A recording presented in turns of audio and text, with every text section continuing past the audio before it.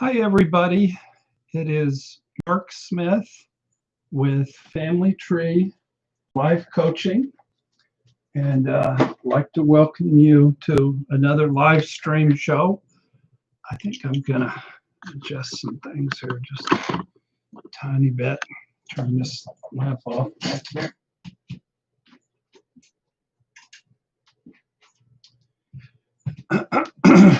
We have someone, her name is Annie, and she's been a part of our community for 3 years.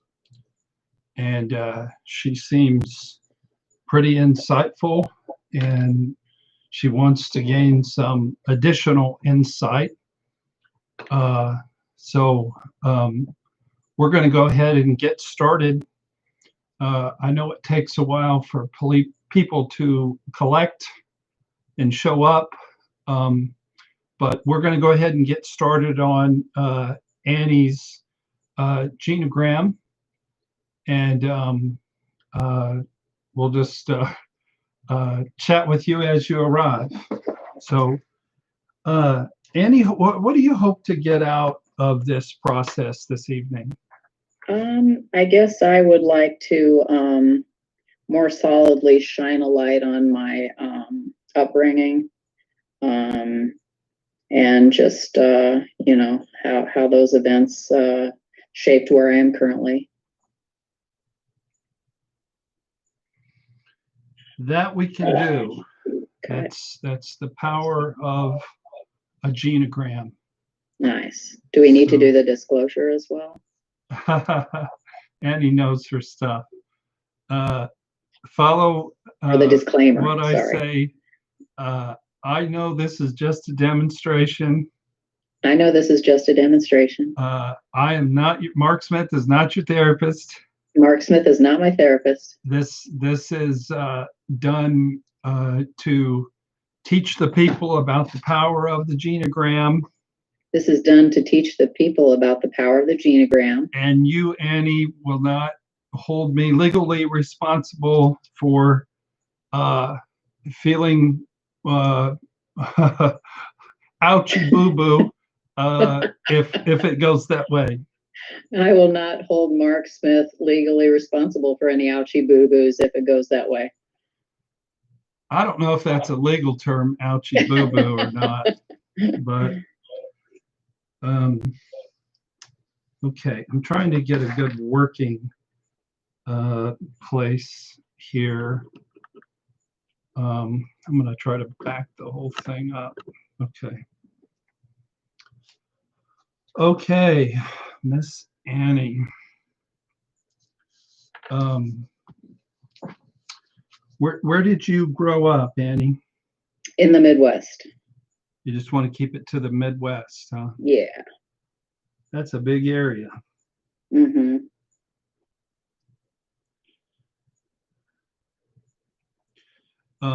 Annie, how old are you? I am 58. 58.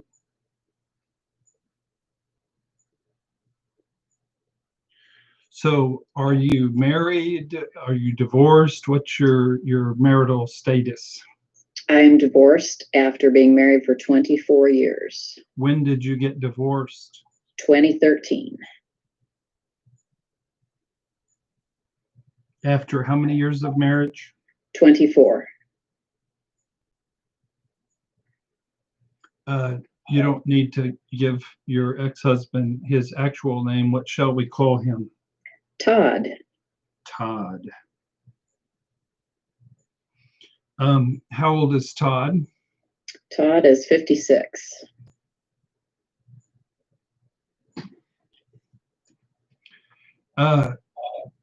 Y'all can jump in and say hey if you want to. I don't see any comments yet.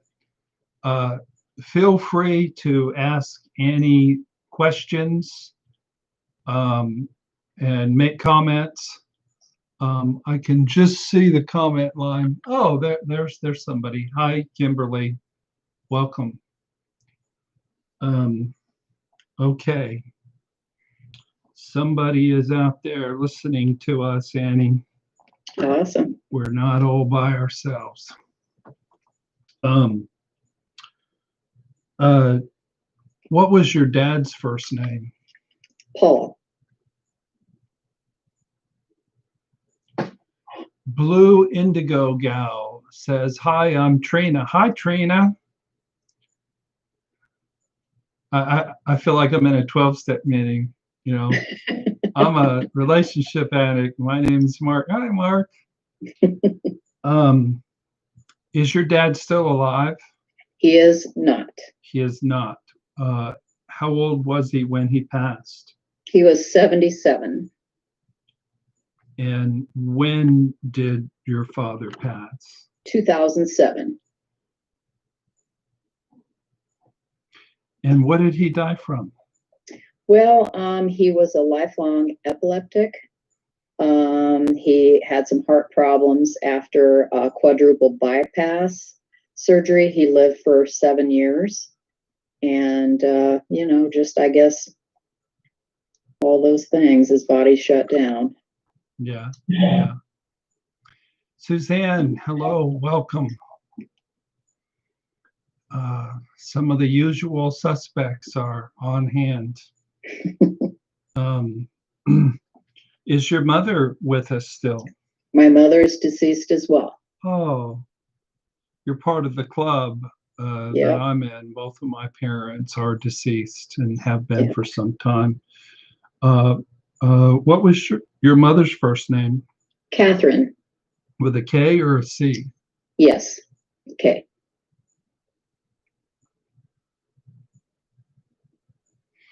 You know, folks, I love doing genograms because the stories that I hear are so interesting and I never get bored. I can't wait to unwrap this package of Annie's adventures, of the stuff that's happened for the past 2 or 3 or 4 generations. It's a real joy. And thank you for your courage and your willingness to do this, Annie. Thank you. How old was your mom when she passed? So my mom was 45 when she passed. Oh, no. What happened? She took her own life. Oh, no. I don't know. I had just turned 15. In fact, oh, no. Her funeral was on my 15th birthday. No, it was not. It was. It was a summer of I just finished my freshman year in high school.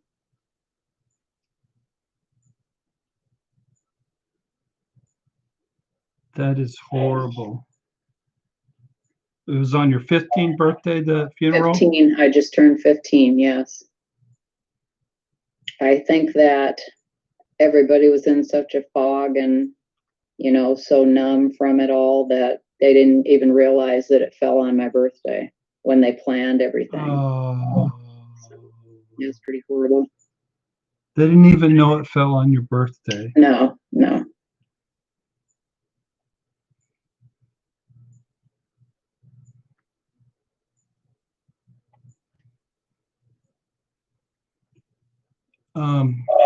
It's always important for me to know,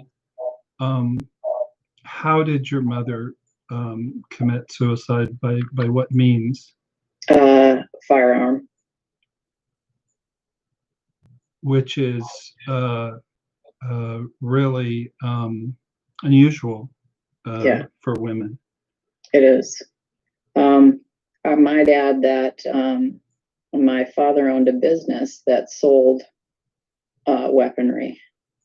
And so we had a very nice gun cabinet at home.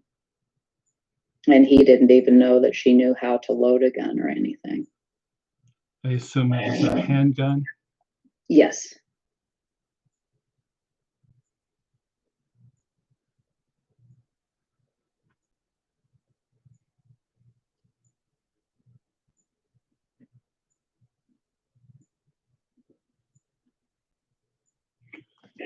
Whenever I do these family trees,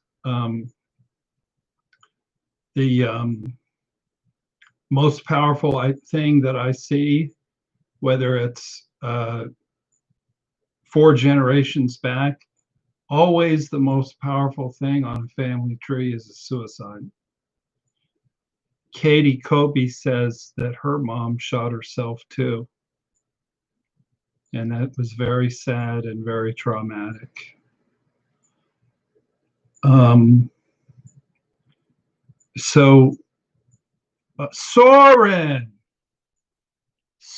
where have you been, bro? How am I? Soren, I'm actually sort of struggling.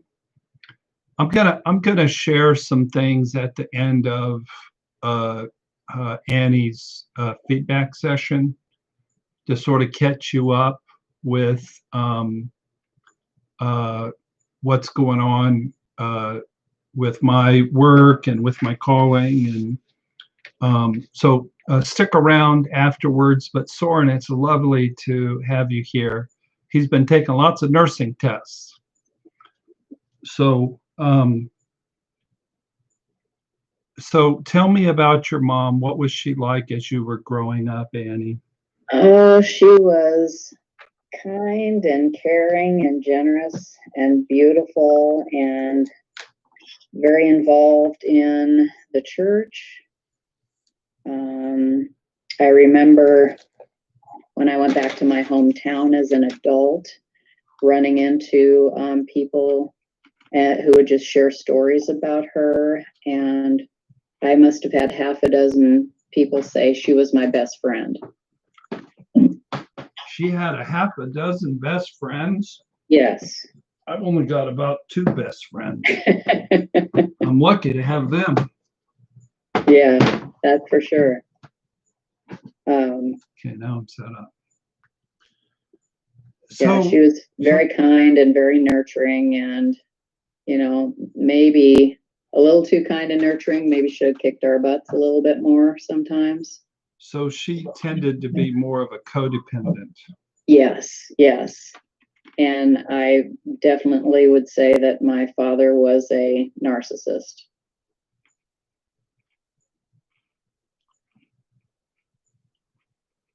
Did your mother leave a suicide note? No, she did not. I do believe that she waited until, you know, practically everybody was away from the home. It was during the summer.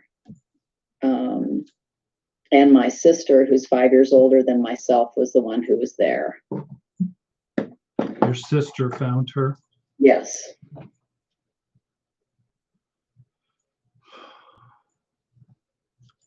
Thank you for sharing with Absolutely. us. Hi, Sharon Kelly. We've really missed you, Soren.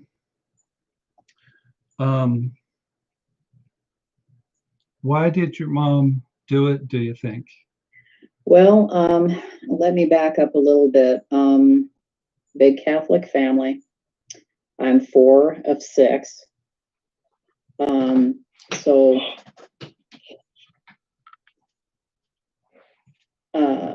I have 2 older brothers, 1 older sister, and 2 younger brothers. And the 2 younger ones are twins who were born to my mom as change of life babies.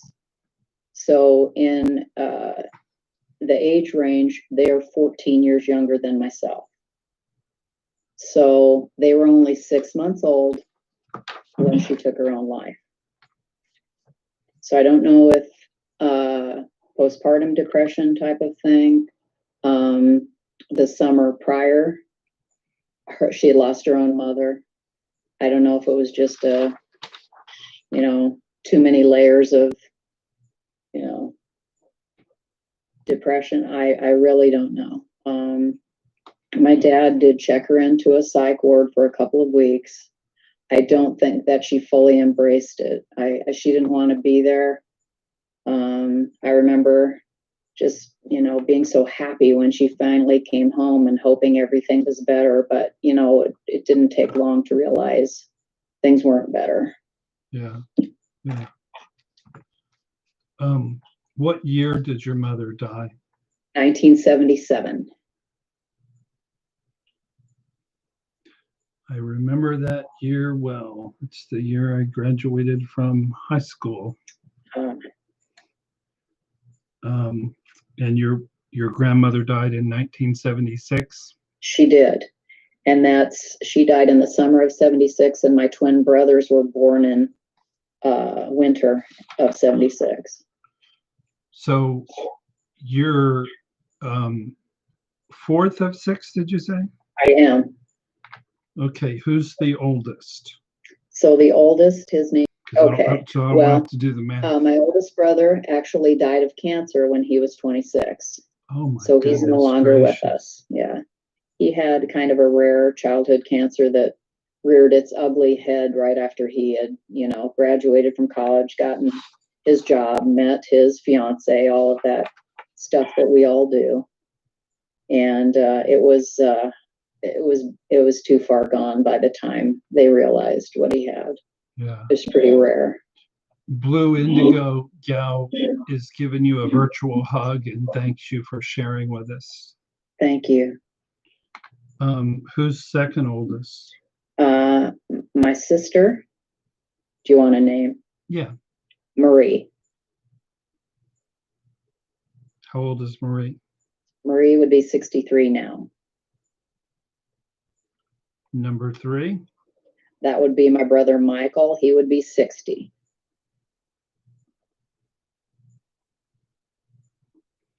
You are number four.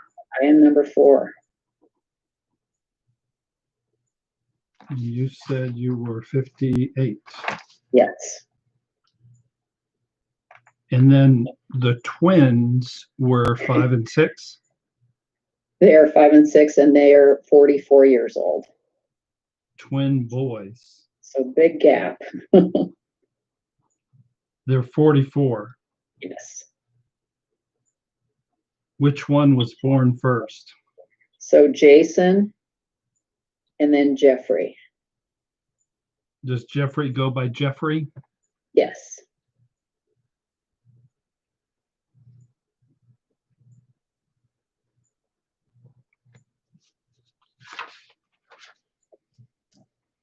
I don't know about the rest of you, but I don't know. I'm feeling a little queasy in my stomach. Just because of the shocking nature of your story, Annie. Have you told your story to very many people? Yes. I have some really good friends. Actually, one of my best friends. We were shopping at a store when my sister came and got me and brought me home the day that my mom passed. And she and I are still in contact. Everybody from my hometown knows it's a small enough town, and like I say, my father owned a business there. So I feel like people were really good to us, really supportive. Our family was really good to us. My aunts came and stayed with us.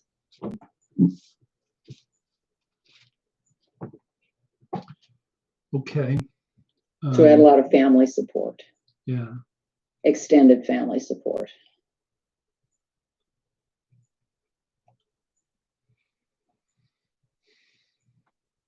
I know this seems like a strange and an indelicate question, but it's important for me to know, to understand. Where did your mom shoot herself? In her You mean body? a person? Yeah, yeah. In her heart. In her heart. Yes.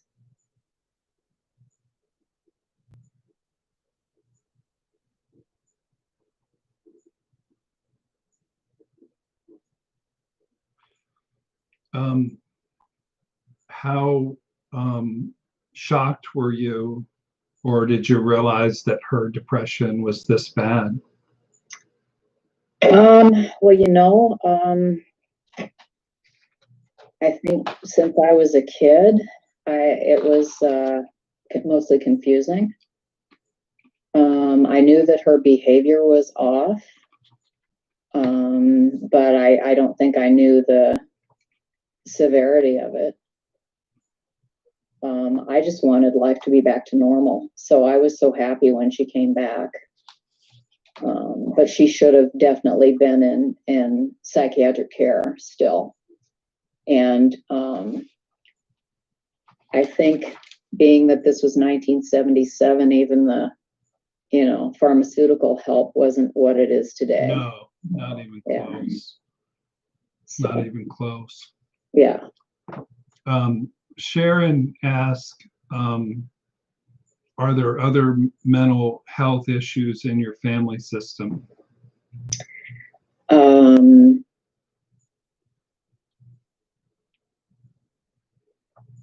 We haven't really covered. I do have 2 children. My oldest son is 25 and my daughter is 22. And my son has been diagnosed with bipolar. Your son is 26, did you say? 25. 25. What shall we call him? We can call him Jonathan.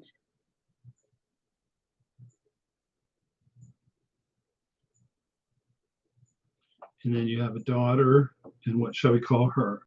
Gia. And did you say she was 20?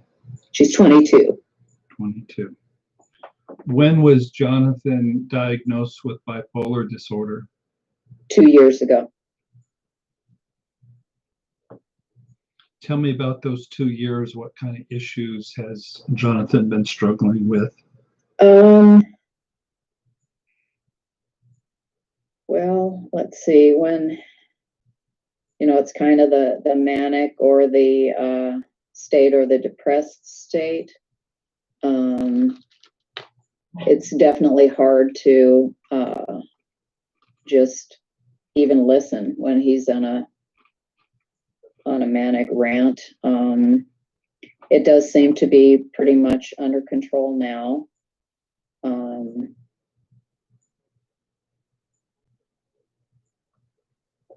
Yeah,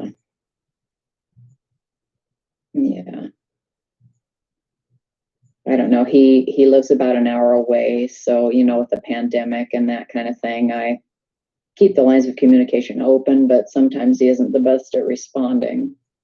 So,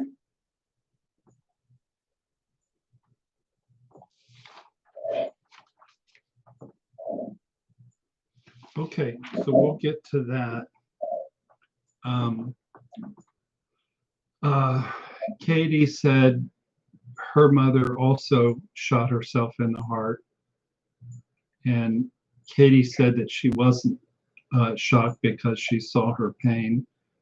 And she said, God bless you. Thank you. So tell me about that day. Tell me about the funeral. Tell me about the first year. Tell me about how your mother's suicide impacted you. Okay. It was during the summer, and I was at a store with that best friend that I mentioned that we are still friends to this day. And we were buying a gift for another friend who had a birthday around the same time. So my sister rushed in, said, Mom shot herself. Well, I didn't equate that with she had passed.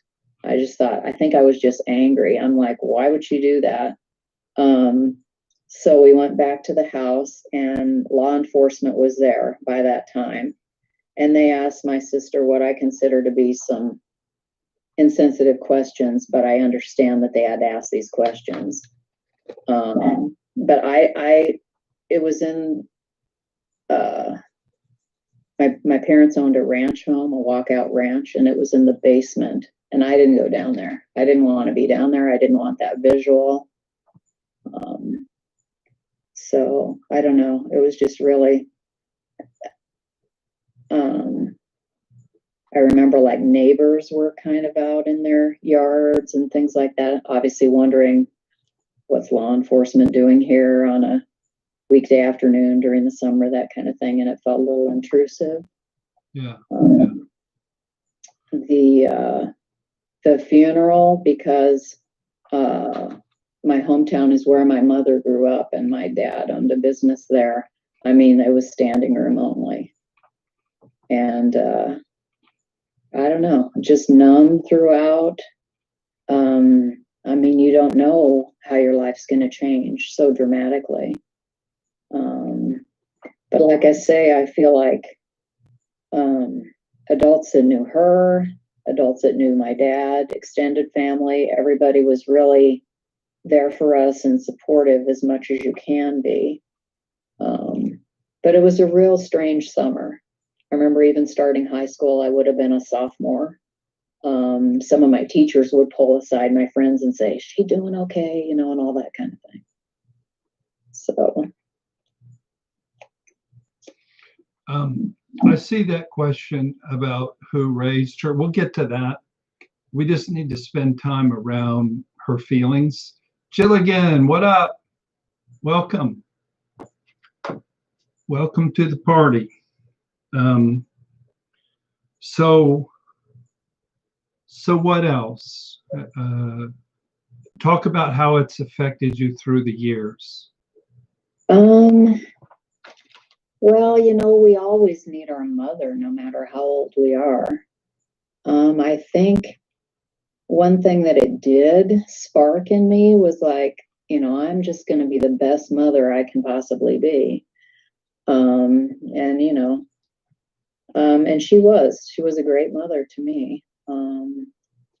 But I also feel like, you know, my little brothers were babies, so they never got to know her, obviously.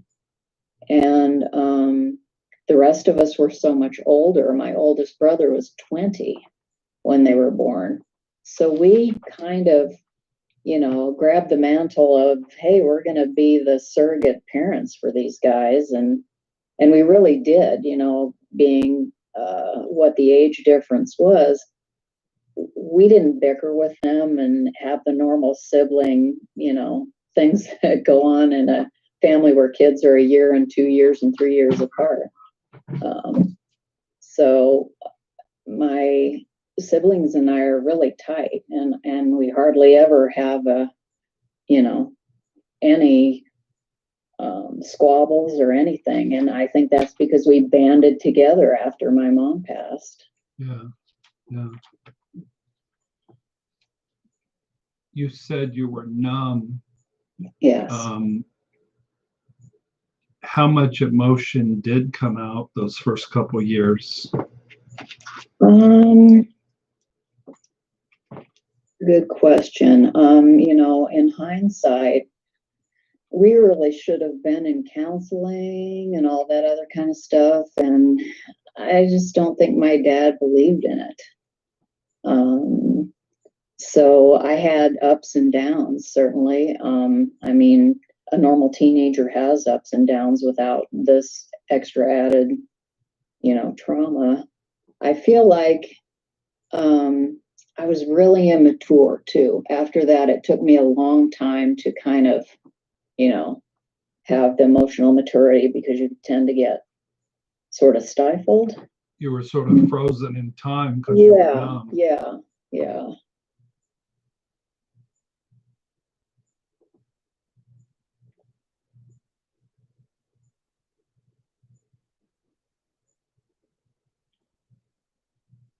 Is there any sense of stigma about the word suicide for you? I don't think so. Good.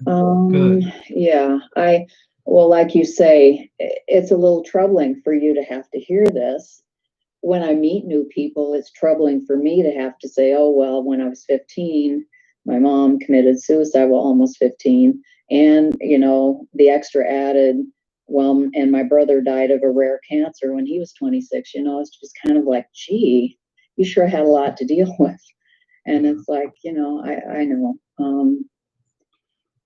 Your Catholic. I don't want to make them feel uncomfortable. Yeah.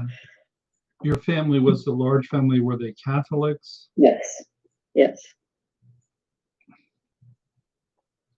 Okay, tell us about your father as you were growing up. What was he like? Kind of a tyrant.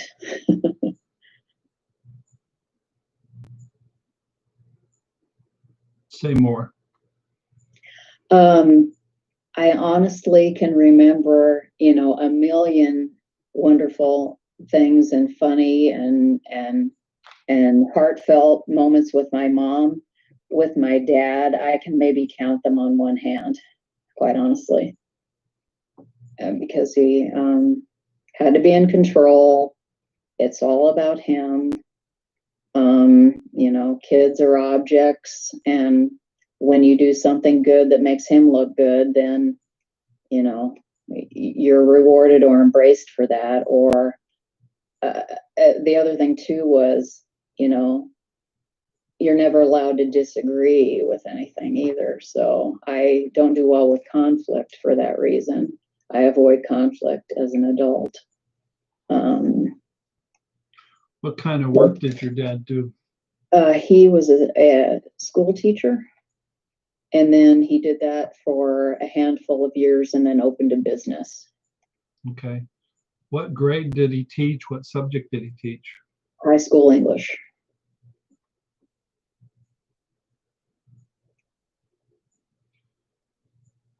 It strikes me as an interesting career change to go from high school English teacher to owner of a gun store. It's actually a sporting goods store. Sporting goods store that sold guns. Sold guns. Okay, yes. So that makes more sense that it was Yeah. a sporting goods store. Yes. I think he was a wannabe professional baseball player and always wanted to, be in something sports related. I see. Did he come close to be able to play baseball? It was pretty good, yeah. But I think I remember him saying that his own father sat him down and said, I don't think it's going to go all the way to the pros.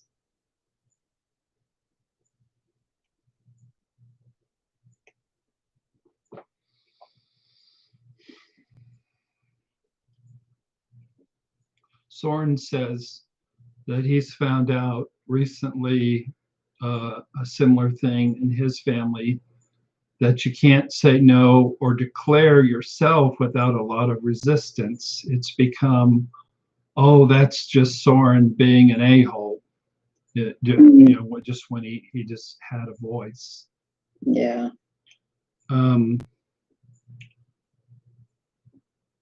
Okay. More about your father. Give me some more words to describe your dad as you were growing up. Controlling, manipulative. Oh, certainly chauvinistic. He treated the girls differently than the boys, that's for sure. He treated the boys better? No. Better than the boys? No. No, he treated the boys better? I'm sorry? He treated the boys better? Yeah. Yes.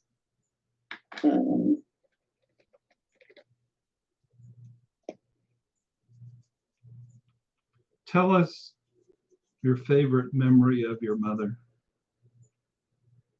Let's see. This is kind of silly, but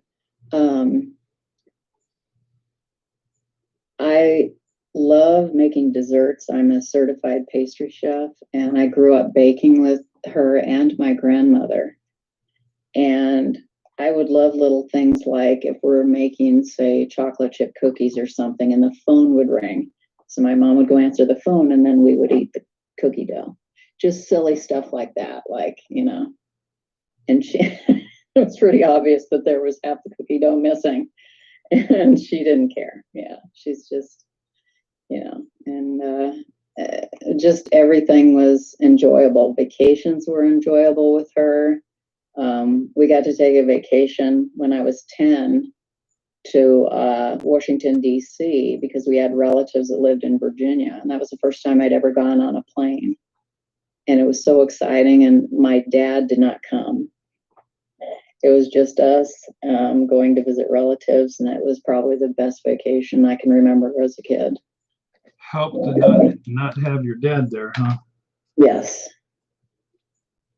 He dominated your mother? Yes. I sort of feel like she was the buffer. They had, like I say, the business. And so by the time I was in junior high, she was no longer just like a stay-at-home parent. She was helping at his business because, kids are, pretty self-sufficient by then. Yeah. And, I would come home from school and the first thing I would do was get on the phone and call her, not for any reason, just, this is my mom. I want to talk to her after my, because I was used to her being home when I got home. And if he would answer the phone, it'd be, what do you want? And he wouldn't let me talk to her. And all I wanted was to talk to her. So just controlling little things like that are just confusing to a kid. Yeah. What ethnic background on your father's side of the family? Well, German. Tell me about your grandparents and your dad's childhood. What do you know? Large family. I feel like it was kind of a dog eat dog type of thing. He was the third of 8, and farm family. So they all, were expected to do their part. Very contentious. I feel like anytime I was ever around my dad's siblings, they were decent people. They would be there if you needed them, but just the arguing and I just, didn't make any sense to me. Just bickering, arguing. So they were German Catholic? Yes. And they were farmers? They were. He was the first to go to college in his family. His 2 older brothers were drafted. Okay.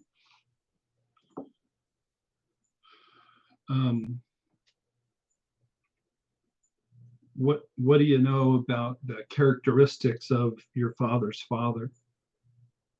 Well, what I remember of him was that he was just kind of a character and seemed like a, kind of a jolly type guy. He would tell us jokes. And I think about that now because he and his siblings, they all have, they're all on the narcissism spectrum. There's some to some degree. So I don't know if that's from the mother. The mother did seem to have the same sort of crack the whip ethic towards the girls and kind of baby her boys. She had 5 boys and 3 girls.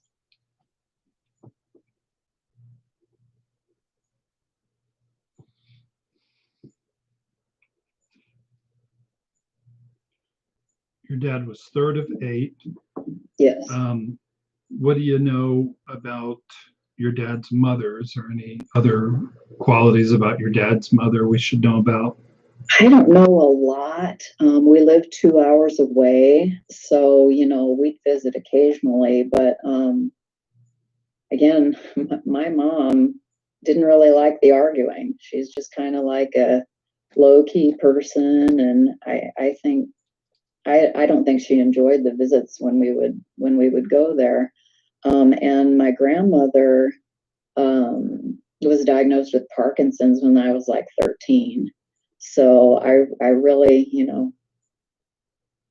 don't remember much. I remember that, well, there were 30 of us grandchildren, and she always had a cake in her freezer. So if it was a child's birthday, she could grab the cake out of the freezer, whip some frosting on it. She always kept a cake ready to go. Yeah. So. What do you know?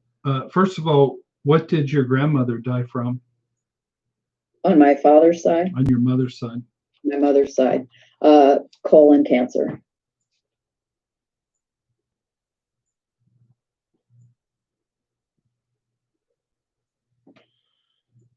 Um, so tell us about your mother's childhood and her parents and her experience growing up. She didn't talk a lot about it. She had one sister, and the sister was 2 years older than she. And their father had a lot of land in the Midwest, and he died of a heart attack at around age 50. So she was fairly young when he died. How young? I believe she was 9. Your mom was 9? Yes, and she didn't talk about it a lot. So obviously I knew my grandmother, but I didn't know my grandfather on my mother's side. How did he get the land? That's a good question. I really honestly don't know, but we had farmland in my hometown, and they would pay a manager to do the crops and all that other kind of stuff. We lived in town, but we had farmland.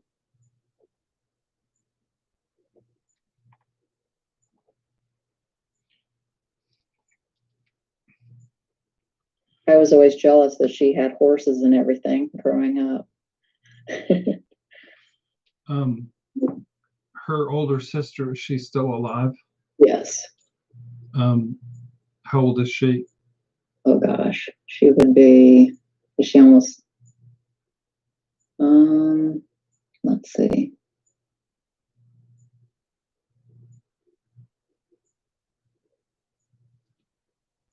Gosh, she's got to be 90 something. Okay. Sharon said, what kind of relationship did your mom and dad have with each other? They did a lot of things. Like I say, my recollection is of a barely 15-year-old,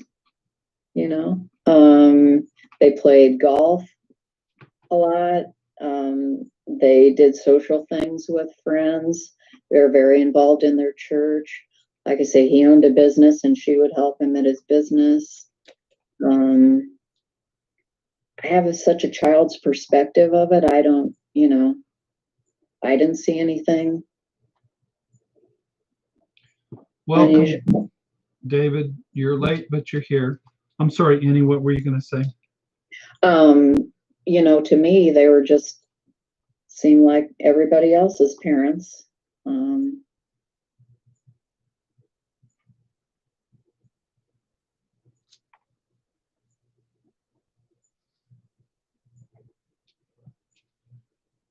What do you know about your mother's mother? She was a registered nurse. I could say she would have been, if my mom was 9, she would have been in her 40s probably when she was a widow. And so she worked as a nurse. I don't even know how many years beyond that. And then it got to the point where she had her own home, but she couldn't mow the yard and do all the other stuff that you need to maintain a home. So she lived with us. And I don't remember her not living with us. I mean, she came when I was probably a baby. What was she like? She was awesome. She, we shared my parents had a really big house until they built a home in the late 60s. And the bedroom was so large that my sister and I shared it, and my grandmother was also in the same bedroom. And That's if I was a big cold, room. Yeah, she would let me come stay in her bed, like when I'm 4, if I got cold. Or I would always bring books to her and she would read to me. She never said no. She was wonderful. David said he loves these genograms. He does what? I'm sorry. He loves the genograms. So here's the genogram so far. Oh gosh. Looks complex. David, to catch you up, Annie's mother committed suicide when she was 15 years old.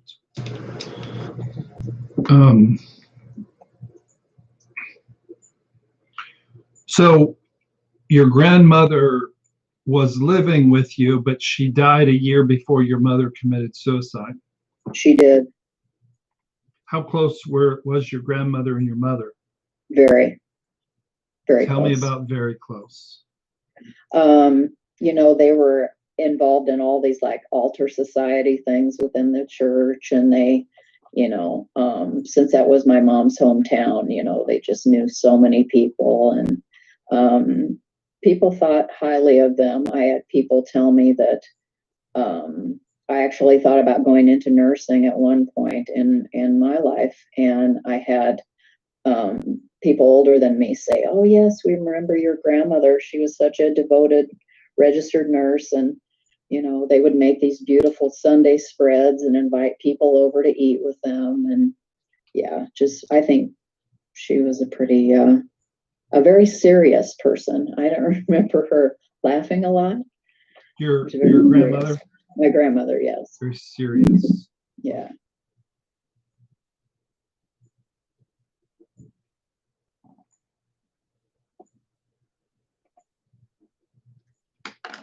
So how'd it work out to share a bedroom with your granny? It was those bedrooms were huge in those old houses with the wood floors and everything too. And I don't know how they got 3 beds in there, but they sure did. I loved it. I thought she was great. Okay. So, how long did you date Todd before you got married? 3 years.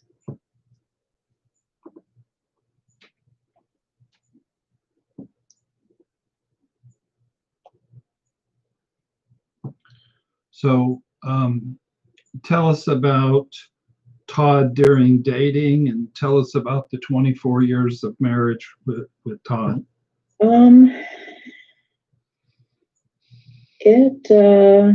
It was fun. He's very, very life of the party. I guess I didn't really think about the fact that I had a narcissistic father and I was marrying someone who was narcissistic. He definitely did the love bombing phase. When you met him, you were how old? I was 23. Did you even know what a narcissist was when you were 23? I'm sure I did not. Yeah. Yeah. I've educated myself in the past 7 years, that's for sure. So, but there were red flags. He would get angry about things, and I think that, the fact that I was so conditioned to that with my dad, I just said, "Oh, he's a good guy. It's he's having a bad day. Don't worry about it." I just let it slide when I shouldn't have. Tell me about your dad. His mother was very like that too. Tell me about your dad's anger.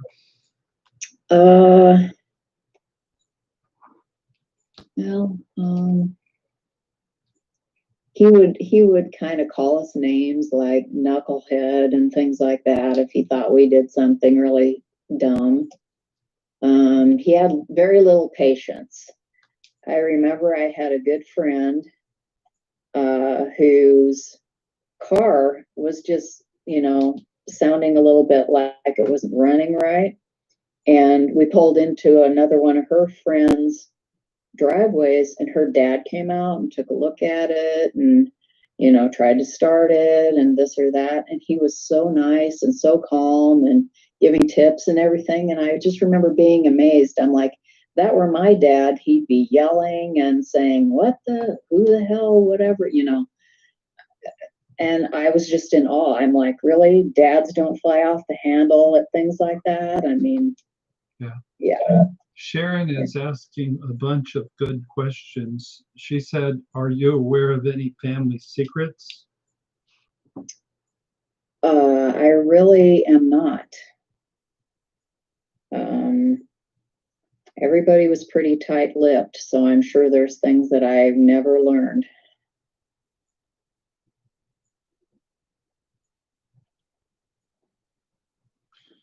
What kind of work does Todd do? Technology, computer science.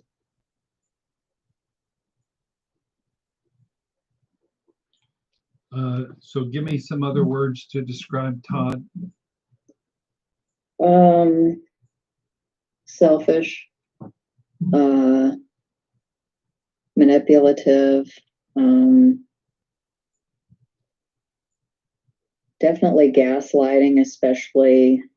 I feel like and I went to a counselor and she told me that I was definitely child focused and he wasn't getting the attention.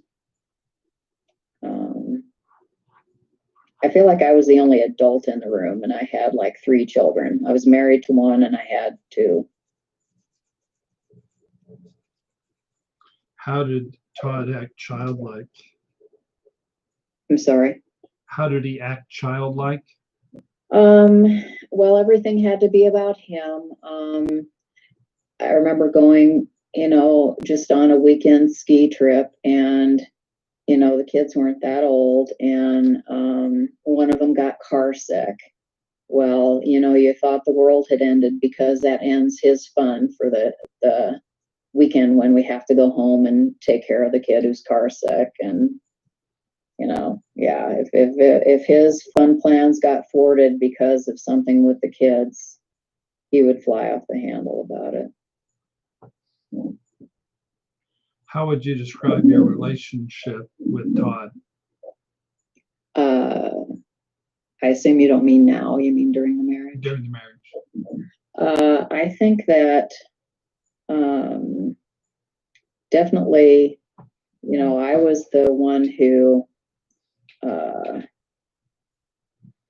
took on any emotional things, any of the things to do with the kids. And I did have the luxury of being a stay-at-home parent, which I was grateful for. But even on the weekends, it's like, whatever his schedule was his schedule. Excuse me. Yeah. And, even my kids even say that now. It's like, we feel like you raised us. Yeah. So you were sort of kid-centered. Definitely, yes. Tell me more about being kid-centered.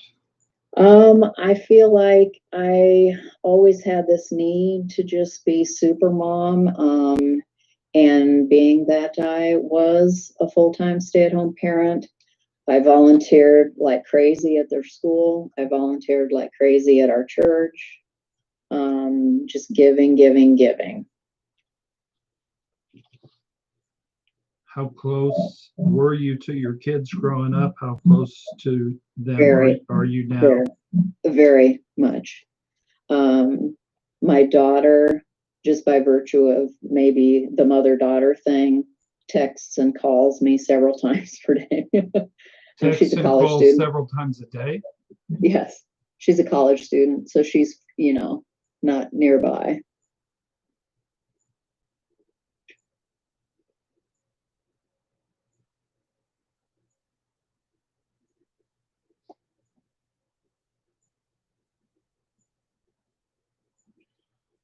Okay. Any other questions that people have for Annie? Just go ahead and jump in and ask them. So what led to the divorce? Who divorced who? How'd the divorce go down? Well, I discovered that he was having an emotional affair.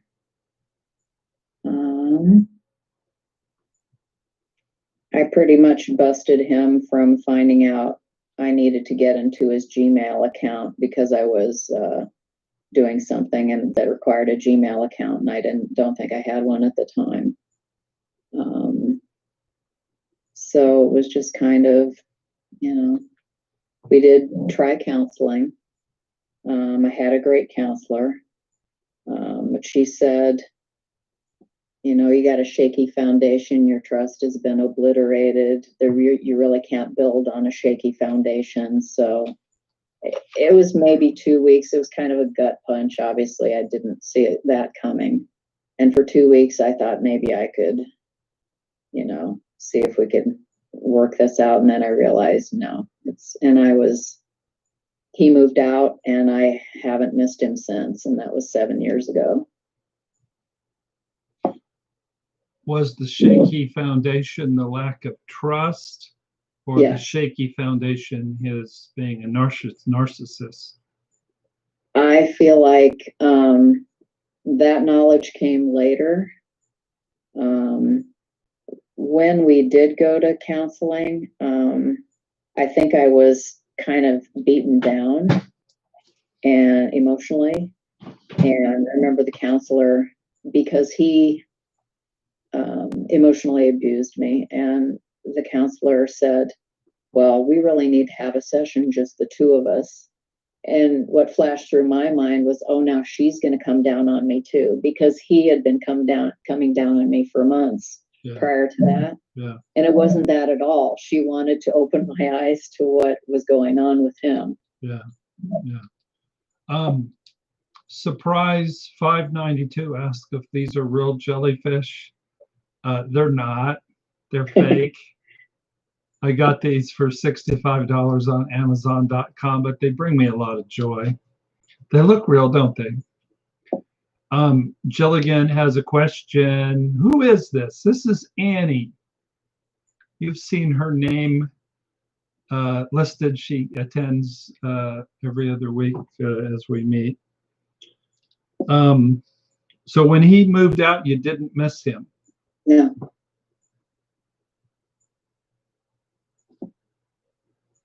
How was custody split up? So my son would have already been over 18, and he was in college. It was his first year of college. My daughter was starting high school. So we had like a 3-day, 4-day split. Okay. But she didn't want to go. Okay. What kind of work do you do, Annie? So currently I am a student, and I'm working on a criminology degree, thinking that I will do victim advocacy. Tell us about victim advocacy. Well, it can take many different forms. You can work for the courts. You can work, like in a hospital type setting.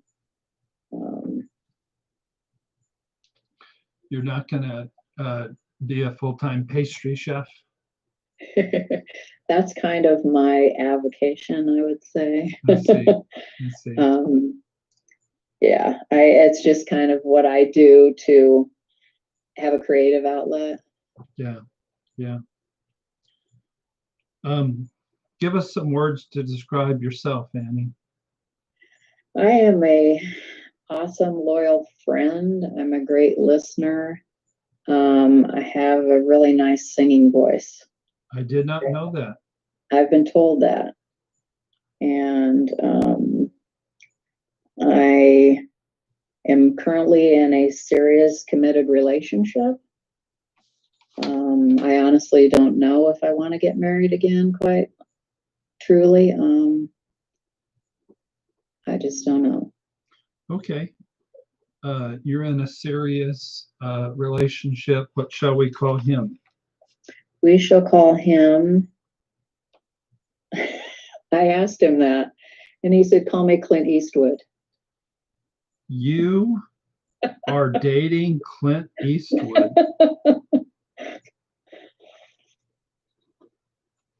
He must be in his 80s by now, right? That's what I said. I go, yeah. How we like retro movies, so maybe he's thinking Dirty Harry, Clint Eastwood. I don't know. How old is your Clint Eastwood? He's the same age as I am, 58. Okay. How long have you guys been dating? 4 years.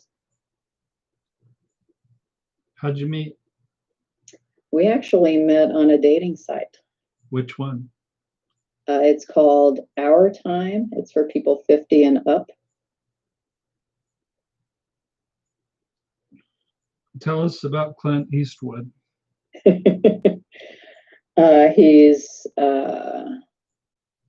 very deep. He plays the guitar. He's Catholic. He is also a divorced person with grown children. He has lovely parents. He has a great sense of humor. He gets my humor. Are you funny? I think so. He thinks so. Feel free to bust out your humor at any moment. And I don't do stand-up. you don't do I am stand-up. a novice writer as well. One thing that I did over the pandemic is penned some memories of my mom for my brothers who did not know her. That's wonderful. Yeah, it turned out really nicely, and I shared it with my siblings that are around my age as well, and they really enjoyed it. Yeah. What kind of work does Clint Eastwood do? He's a marketing analyst.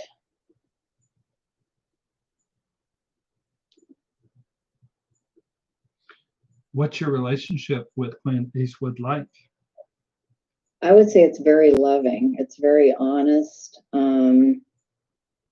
I think that one thing I learned from my long marriage of 24 years was how important it is to communicate and not let things fester. So we really don't do that. If we have a disagreement, we hash it out. Have you done any therapy with Clint Eastwood at all? Not. I would be open to that. Absolutely. Okay. Suzanne says that she's a pastry chef as well. Nice. And Gilligan remembers that you're an INFJ. I've never actually done the definitive test for that. I'm just kind of guessing that's where I'm at because I know I'm codependent. Yeah. Gilligan, I don't know if you remember, I'm an INFJ myself.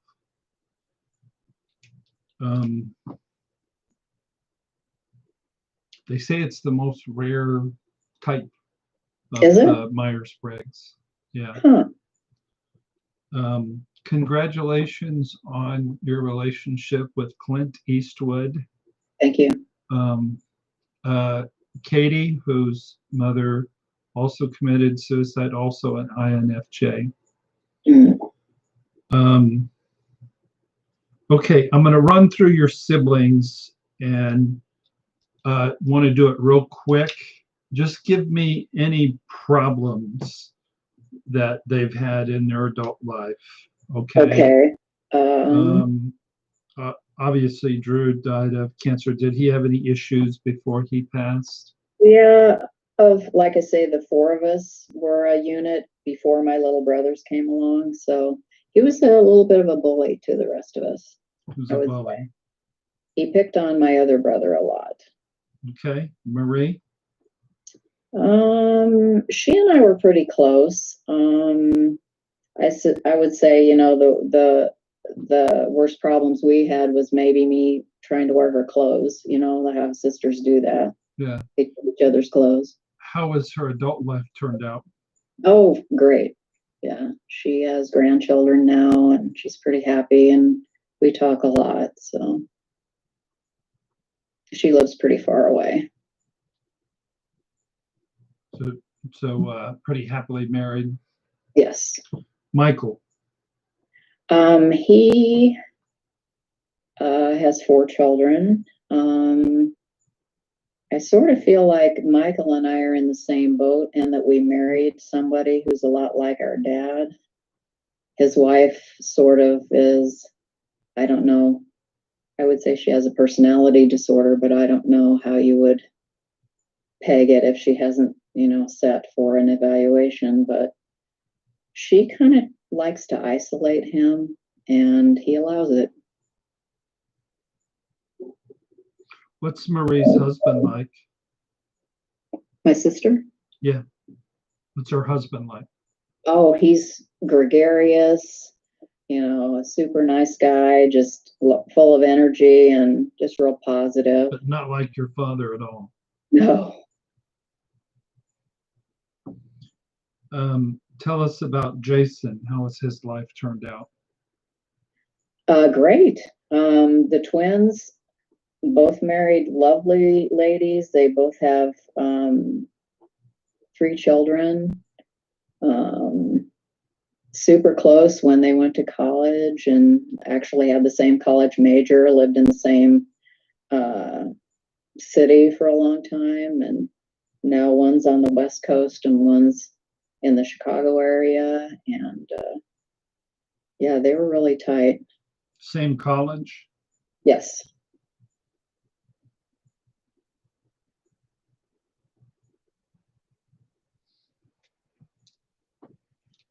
So their lives are going pretty swimmingly well? I would say so, yes.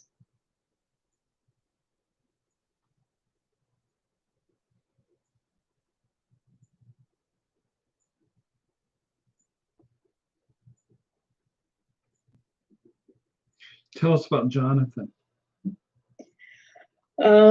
Very creative. He was a music minor in college. I did start to notice something was amiss around his junior year, and then shortly thereafter, he had the bipolar diagnosis. He's just a good kid. He has a great sense of humor. I feel like the bipolar has been a bit of a hurdle with some of his friends. You know, Sure. it's hard for them to Sure. maybe understand that and be you know, receptive toward it at this age, and definitely in college. And but my kids are really close to my family as well. My family was really supportive during the divorce, wanted to know how they were doing, still keep in contact with them. And has Jonathan finished college? Has he dating? he graduated in 2017. He graduated from college the same year my daughter graduated from high school. What's his degree in? Psychology. What's he want to do? Well, he definitely would like to pursue the music thing, but he's also taken some courses in like filmmaking and that kind of thing. Done a little side hustle with that. Does he live independently or is he at home? He does. He does. Independently? Yes. Girlfriend? Not at the moment. Okay. A little hard during the pandemic. Yeah. Real quick, tell me about Gia. So she's an absolute spark. She's involved in everything. She's got a serious boyfriend. She's in a sorority, so there's always lots to do. Yeah, she's definitely, I would say, a mama's girl.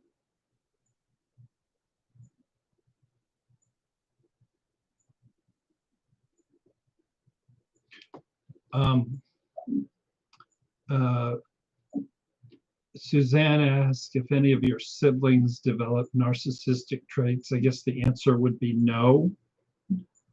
You know, no, not on the same scale as my dad at all.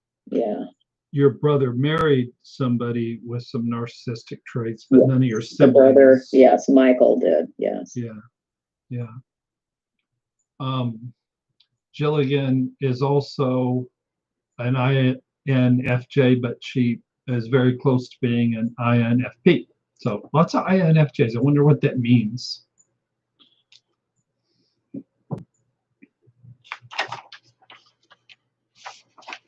So you're not sure if you ever want to go through the ritual of getting married? Currently, I don't think I do. But you know, you never know. I just am real happy with the way things are now. And he is very happy with the way things are now. Yeah. Did you struggle? Did you date before that and have any struggles? I did. I dated that. 2 people before I met him. And what's funny is they both, I was ready to be done by after 4 months. And they say 4 months is about as long as somebody can go before they show you who they really are. Who were they really? What's that? Who were they really that they showed you? The first one was really self-centered. I'll give you an example. So I wasn't ready to introduce my children to anybody that I started dating. That was too much for me in the beginning. So we would kind of get together on Sunday nights, and I would make dinner and all whatever. About a month into dating him, he was supposed to show up at a certain time. Didn't show. In the meantime, I'm calling him and texting him, and he's not responding. So I'm worried. I'm like, gosh, I hope he didn't have an accident or whatever's going on here.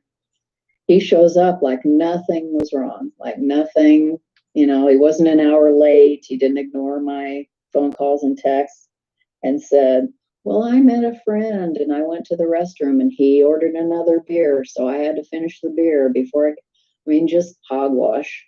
Okay. And when I wanted to talk about it, he left.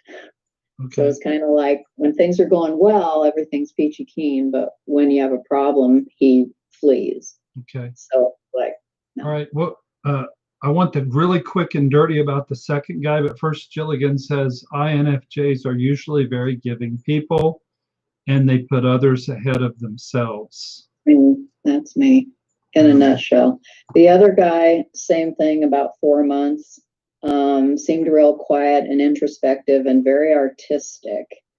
And I started seeing little flashes of anger. And one day he was arguing with me about something ridiculous. And I finally just said, I can't do this anymore. And that's when the rage came. So I really saw who he was. Okay. Okay.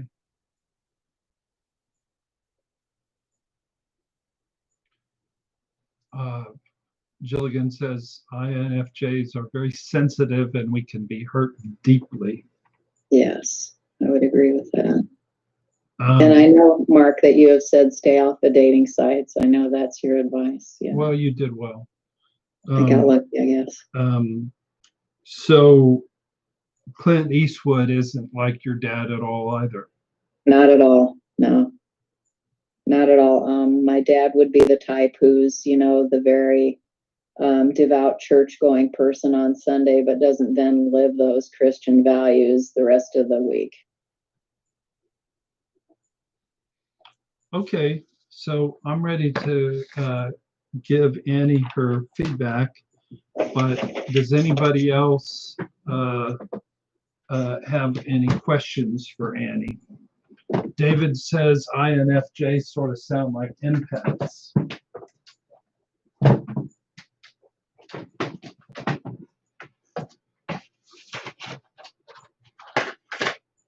Any last questions that you want to include in Annie's feedback? So here's the family tree. Okay. On both sides. Nice. Okay, and I have 12 observations, and I can just tell you, what I see. Gilligan wants to know if your dad was a heavy drinker. He was a social drinker, but I feel like once my little brothers went off to college and there were no kids anymore, you tend to drink more when you live alone. He definitely did. And one of my aunts, after he passed, said it's possible that he was an alcoholic, but he was not an admitted alcoholic. Gemma, hey, how you doing? Gemma, I know her. She says INFPs and INFJs are empaths. What were you going to say, Annie? I'm going to say he was a lifelong epileptic, so he was on Dilantin and phenobarbital. So he probably shouldn't have been drinking at all. Exactly. And once I figured that out, I'm like, why are you drinking? Well, he did. So. Yeah. Okay. So, Gemma, I hope you're doing well. God bless you. Okay, Annie, let's get down to business. Okay. Um, again, these are in no particular order. Okay. And these feedback sessions, hi, Susan G. says, greeting, Marks. If you have the time, would you tell us why you suggest just no dating sites? Okay. So I'm going to give Annie her feedback. I'm going to touch on dating sites just a little bit, and then I have some stuff I want to share about my own situation, my own recovery process. The first thing, Annie, that came to mind was the size of Catholic families. I don't want to offend Catholics, but my personal belief is that their doctrine isn't so much from the Bible as it is to make more Catholics. And I myself am the second oldest in a family of 7 in a Catholic family. And your father was third of 8. And then your mother then had 6 kids, and with the last 2 being twins, and without a supportive husband, and there probably wasn't much insight into postpartum depression. So I really feel as if large Catholic families, I think take every issue out of a family system, and if they're just, to me, if there's more than 4 kids, that's a highly dysfunctional family. 2 people can't raise 8 people. And what happens is the older ones raise the younger ones, the middle ones get ignored, and the younger ones run wild and get ignored sometimes even more. So the first tragedy in your family was when your mother's father died when she was 9. The second thing that I look for in family trees is early death of a parent, and that is devastating. I didn't put the emotional cutoff on there. So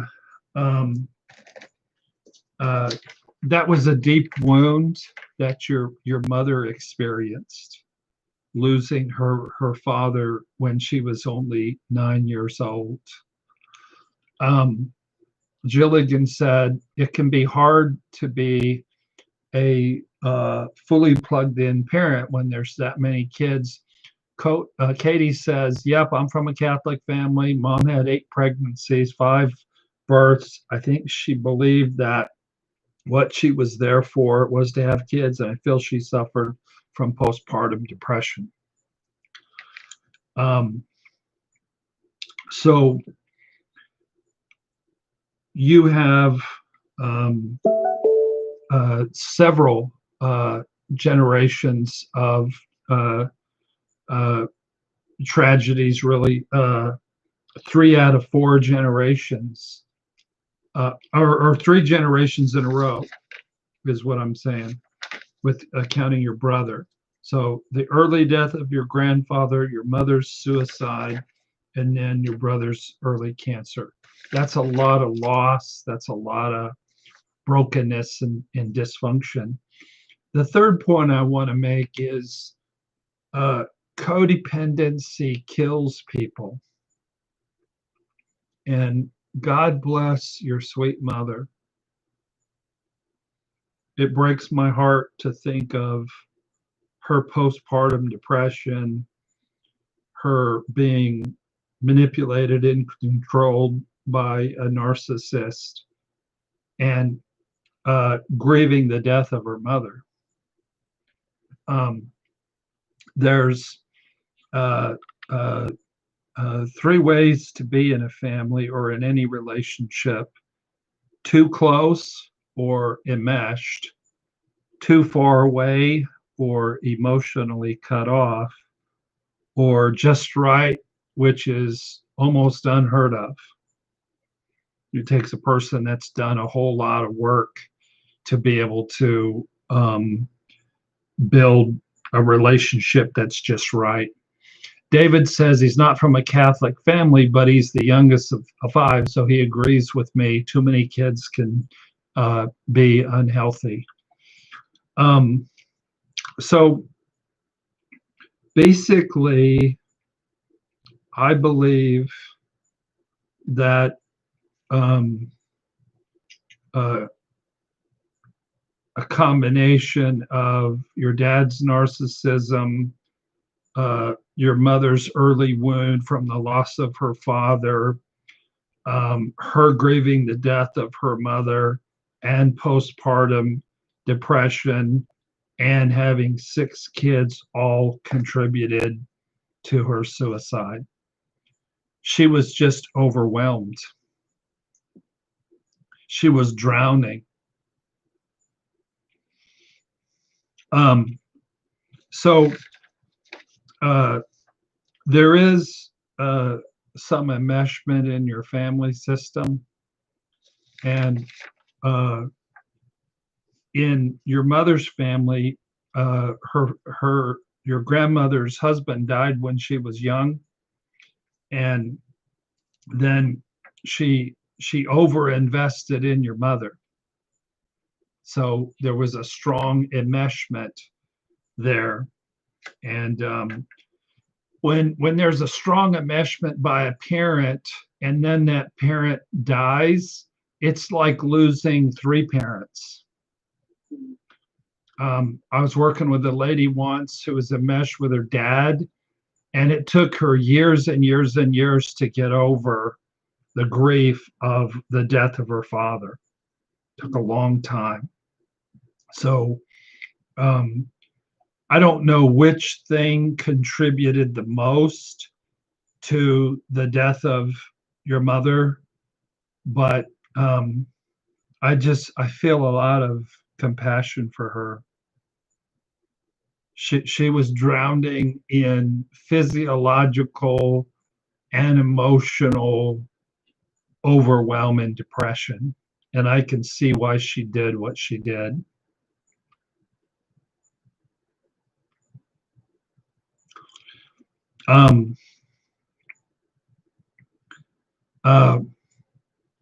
Somebody asked about family secrets. My gut feeling is there is some sort of family secret here. My gut is just telling me that. Enmeshment is spelled starting with an E. And look up Jerry Wise's videos. He's got some good videos on enmeshment. I used to believe that, I really used to believe this, that when we died, only a therapist would think something this crazy. When we died, we go to heaven and then we're escorted to a big theater. And then our whole family history from 3 or 4 generations back, we watch the whole movie and we learn everything there is to know about everything that happened. But then I went through some narcissistic abuse and I found out a bunch of stuff that I really wish I wouldn't have found out about. And I determined that that place that I'm talking about isn't so much heaven as it would be hell. And I have a sense that there might have been some really toxic family secret. And Annie, you're shaking your head. Can you say why you believe that might be true? I think that I believe it was true because she never talked about her childhood. And like I say, had I known her as an adult and been able to have an adult to adult conversation, I might have had. Andrea says, this is my relaxation time after a hard day. Thank you for your insight. Annie, here's the thing. When your mother committed suicide when you were 15, how could you not but want to, and when you got married and had children, how could you not want to be on a mission to be super mom? You couldn't have, but you being super mom isn't a good thing.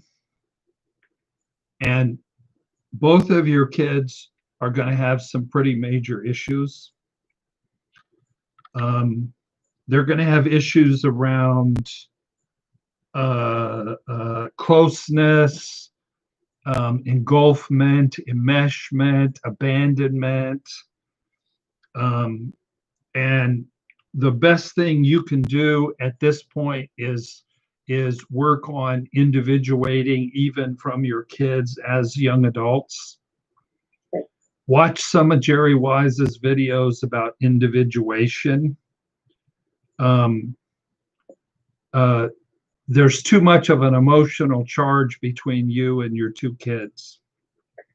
And it would do them a little bit of good. Most of the impact has already been done. But I'm not judging you. I'd have done the same thing. Anybody would have done the same thing. Of course you want to be super mom. You didn't get mothered yourself. But that's how one generation's abandonment can turn into the next generation's enmeshment. And people actually get hurt as much by enmeshment as they do by abandonment, eventually. Katie says, my mom was a victim of sexual abuse from her father. It was a secret she never told anybody, but she asked both my sister and I if my dad had ever touched up. And she goes, my poor mama.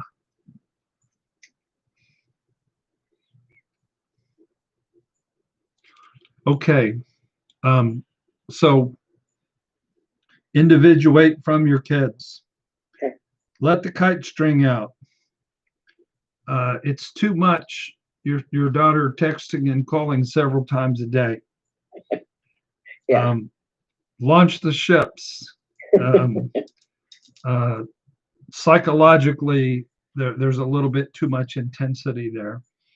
The therapist says your narcissistic husband had an emotional affair, and then she pulled you aside and said, that's a shaky foundation for trust.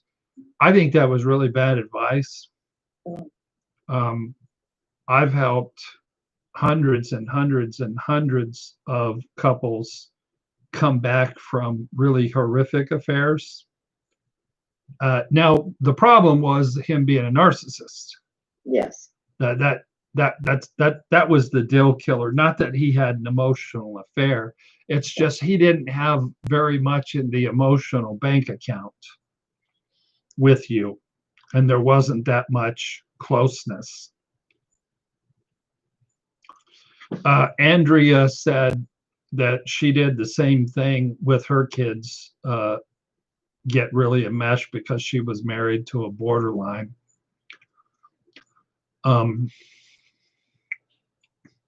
So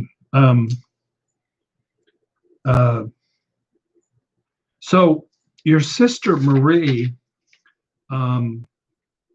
sometimes what happens with people is that they marry their anti-type. They marry the opposite. you instinctively know to marry the opposite. And it's probably only about 7% of the population that doesn't have to repeat the patterns of, most of us keep getting attracted to narcissist after narcissist after narcissist after narcissist. And so generally marriages with an antitype or relationship with an antitype, they have a little bit less intensity, a little bit less chemistry, but they're high on stability and safety. And so your sister Marie has way happier of a life and way happier of a marriage than she has any business having, but that's because she picked an antitype. Mm. I believe that so I'll talk about the dating sites. And the issue with the dating sites is Sam Vaktin said, when you're in college and you're dating, maybe the population, the percentage of narcissists is along about, I don't know, 15%. But on dating sites in midlife, it's probably closer to 80%. There's two types of people on dating sites, wolves and lambs. And you just happen to end up with one of the sheep instead of one of the wolves. Gilligan says, can the antitype still be toxic? No, antitypes are not toxic. If you're married to them for 25 years, they might be a little boring. There might not be explosive sexual connection, but they're long on safety, and there really isn't toxic aspects unless they have some kind of addiction issues. There will be issues that your twin brothers will have. Here they are, born minutes apart. They both married lovely wives. They both have 3 kids. They had the same major, went to the same college, lived in the same town for a long time. But I've got my next appointment. Let me just tell them I'm taking a late one, so.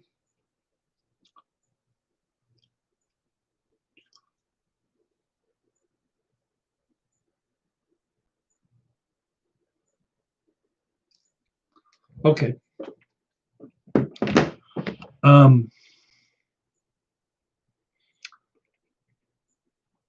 So, Annie, you finding Clint Eastwood on Our Time, you're very blessed because you picked an antitype and you were cautious. The first 2 guys that you dated were your types, and you were wise because you figured them out in 4 months, and that takes a lot of wisdom, and that takes a lot of caution. I think you're a very cautious person. I think you did a lot of, being married to a narcissist is therapy. So I think you did a lot of work on yourself being married to Todd. But the twins are both headed in the next 6 to 10 years to some pretty major marital issues. Mark it down, write it down. It's going to happen, I promise you.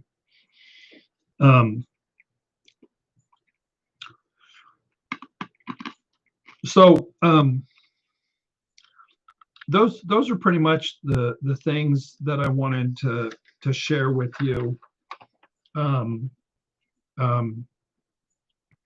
Your mother's enmeshment with her mother then got translated into a severe emotional cutoff. You were abandoned by both parents, and so you married the right guy. You married the right guy. Who do we marry? We marry whoever hurt us the most. And you married a combination of whoever hurt us the most because you needed the rage, the selfishness, the manipulation, the immaturity, the love bombing, and the gaslighting of your father. And you needed the severe abandonment from your mother. So I think you're a very blessed woman. I think that your life could have turned out a lot worse than it has. Um, I'm so sorry that you had to go through the suicide. Thank you. And it will always be a wound that you carry with you, no matter what. But you did need to be abandoned, and Todd provided that. And I hope you have nothing but gratitude toward Todd because he helped you to heal. You couldn't have healed without being married to somebody like Todd. And he was actually a gift. Raw, it is me. Jack says, hello, my mom neglected me emotionally. And then the other thing is like I said,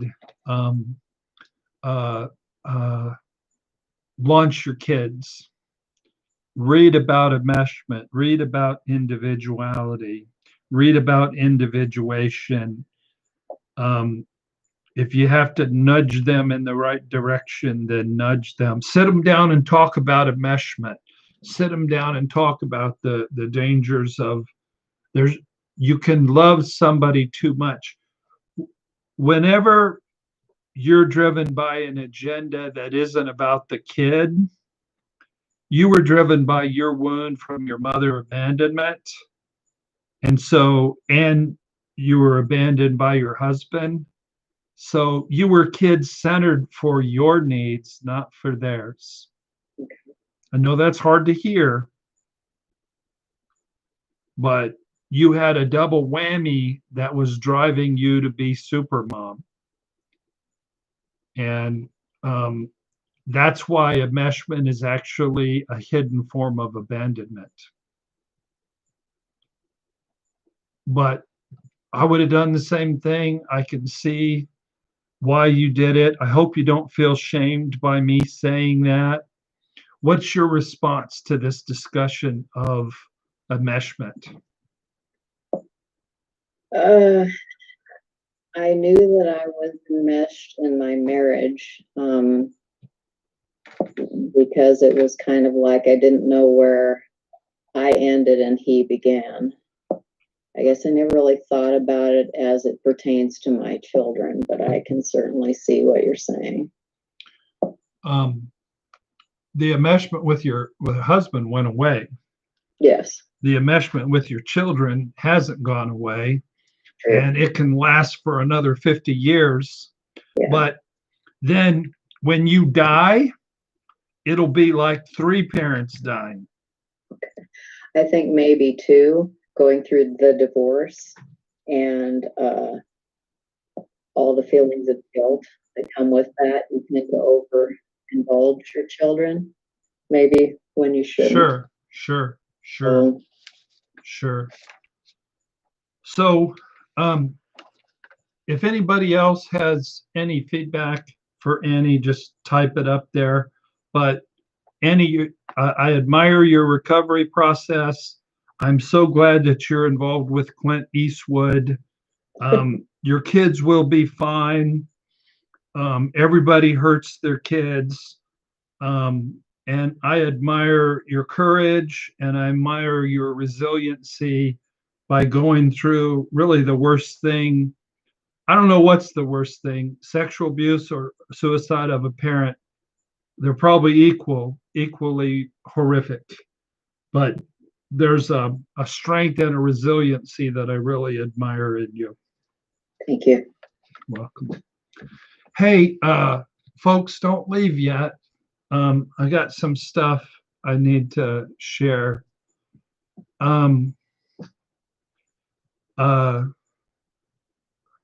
Somebody said that INFJs tend to give too much and not take care of themselves. And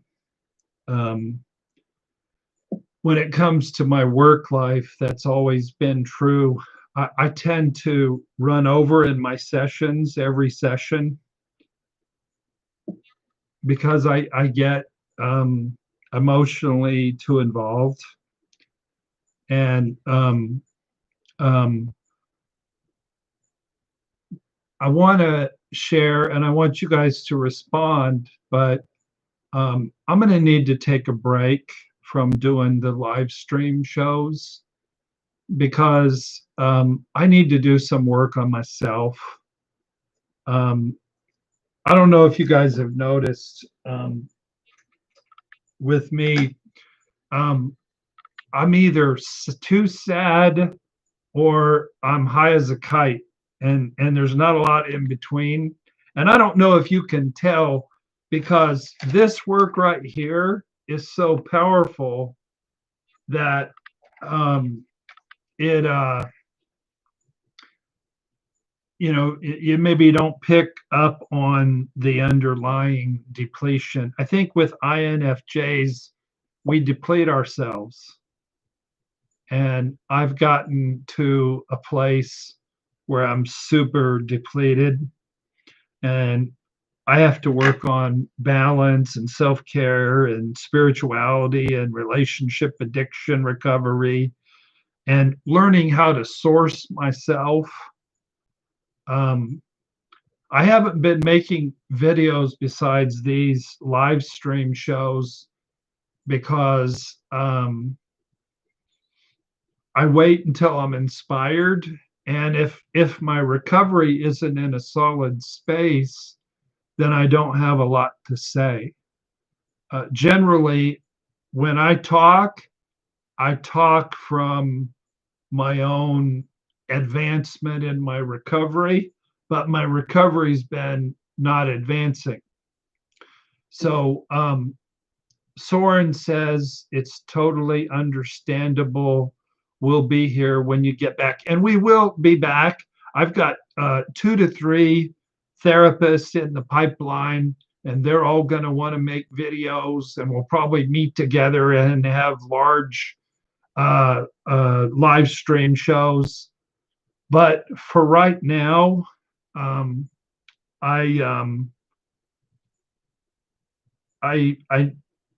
just don't have the energy to do it and do it with enthusiasm and do it with joy and do it with my cup flowing over. My cup is sort of empty.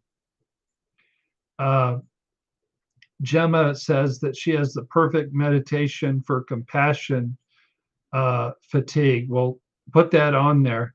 Jilligan says, that sounds good, Mark.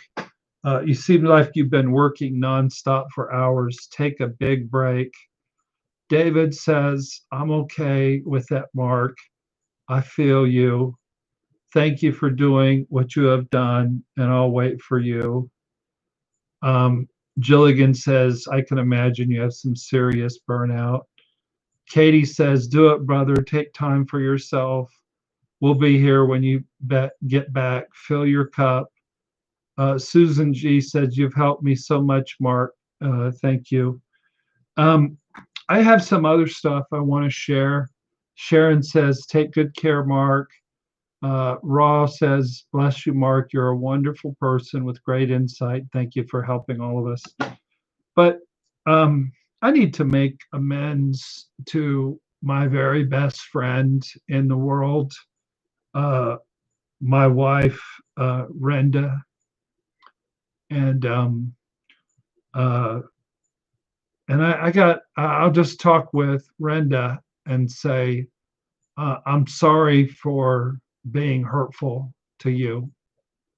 Um, uh, you guys know that Brenda and I have struggled in our marriage.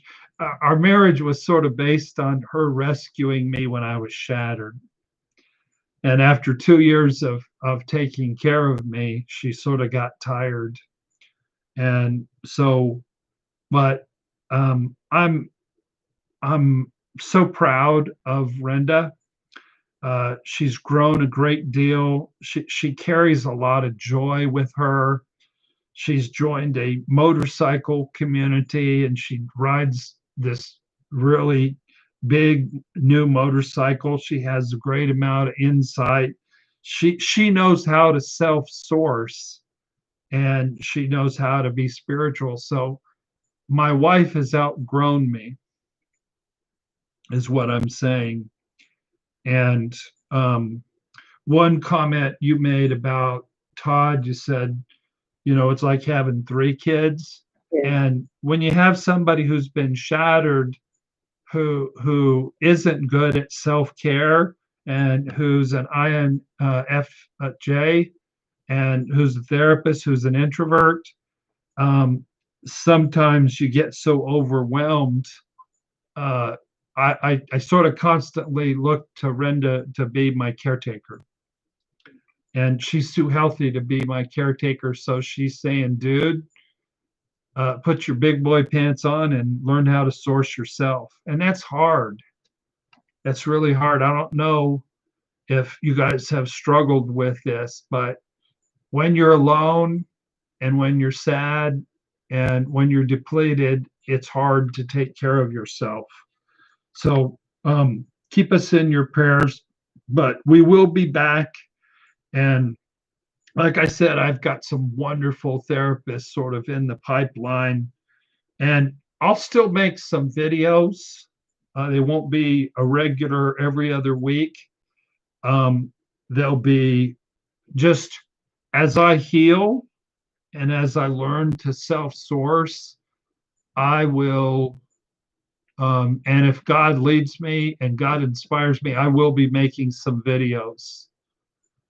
So can I get any other feedback about this? I know I didn't give you much warning with this. I had made a commitment to Andy, so I wanted to honor my commitment to her. David says, Mark, you're my inspiration. I want to help others like you have done. Take a break and refuel. Jilligan says, I'll pray for you and Renda, and I have hope for you guys. You're very smart and will make it just fine. So yeah,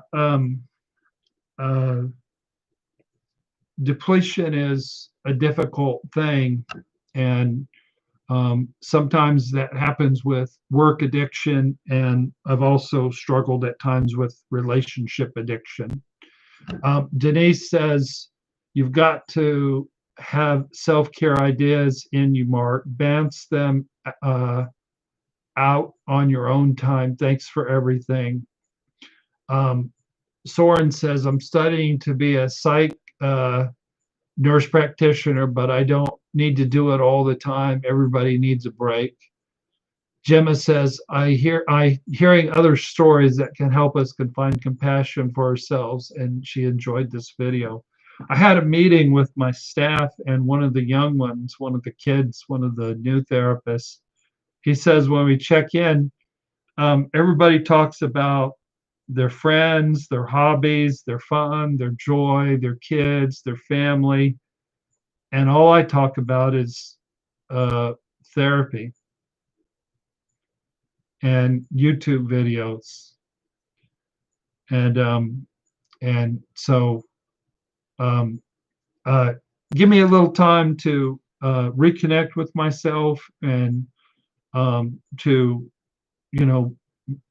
be in some humility and some spirituality and some self-sourcing, and we'll give you a shout. It sounds like you guys are taking the news real well, and that you just want what's best for me and Renda. Sharon, you said said you're a role model for recognizing your needs and trying to keep your life in balance. I got to tell you, people, this is really hard for me. I've been thinking about this for a long time, and it's hard for me because I really care about you people. But at some point, you have to save yourself. And I got to the point where I'm going to have to cut back on a lot of things in order to save myself. Gilligan says, Mark, find your own stable foundation. Renda has hers. Then the two of you can come together instead of needing her to be here. That's the deal. You got it, Gilligan. Is I wanted Renda to be my foundation. And as long as she was willing to be my foundation, I didn't do the work. And now she's saying, do the work. And in order for me to do the work, I've got to be authentic. And I have to really invest in doing the work. And that means working less so that I can do work on myself more. So I love you guys. And you're a joy to work with. And we will be back. And I'm going to miss you. Soren says, we care about you too, Mark, and we want you to be well. And we care about you. And Renda says, Sharon. David says, this is really powerful, Mark. Soren says, I love this community. Until we meet again, everybody stay well. When you fill your cup up, Katie says, and it pours over, then you'll be drinking from your own saucer. Get back on the basketball court with your bros. Denise says, love you too, Mark. Be well. We can check in sometime on Facebook, I suppose. I have a Facebook account. I just need to actually use it. So you'll see me in some videos, but it might be a little while. But you guys know I'm trying to be the best me that I can be. And sometimes that means double up on self-care and let go of other people's care. Gemma says, God bless you, Mark. Praying for you. Don't be ashamed for being human and needing a break. David says, we have your back. Judy says, hey, Mark. So I'm going to sign out now. To tell you what a workaholic I am, I have a case with somebody in Los Angeles in just a few minutes, even this late. So Kimberly says, I'm glad you're taking a break, and you need to take better care of yourself. David says, good night, and we love you. Annie, thank you for doing such a fabulous job of sharing your story. That was wonderful, and I appreciate it, and I hope I was helpful to you. You were. Thank you, and Godspeed to you. Thank you. Okay. Which one am I going to X out of first? I guess I need to find my mouse. Thanks for watching, everybody.